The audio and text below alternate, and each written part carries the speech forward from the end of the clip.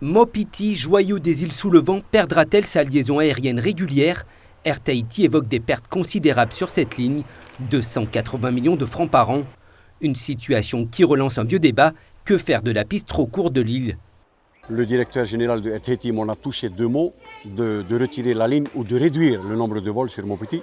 Aujourd'hui, ce que nous voulons, c'est que nous voulons que l'ATR 42 puisse atterrir et décoller en tout temps.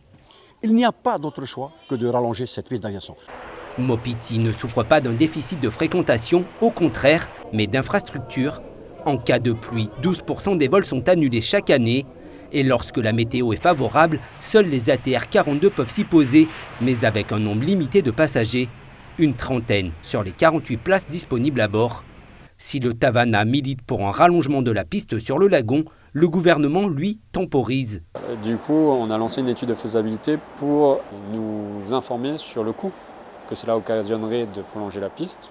Et on pense que ça va se chiffrer en plusieurs milliards. Et également sur l'impact environnemental. L'autre piste serait de passer la ligne aérienne en délégation de service public. Air Tahiti devra dans ce cas négocier cette subvention octroyée par le pays, comme c'est déjà le cas pour d'autres îles éloignées. Une négociation qui doit s'appuyer sur des chiffres fiables. Ce qu'on demande en fait à Air Tahiti, c'est de nous fournir des données qui soient vérifiées par un tiers, pour être sûr qu'il s'agit en fait des bons chiffres et qu'on puisse intégrer ces derniers dans la conception de la nouvelle délégation de service public qu'on compte lancer du coup en milieu de l'année prochaine.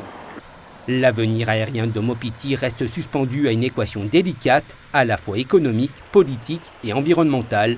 Une autre alternative se développe en parallèle, la desserte maritime.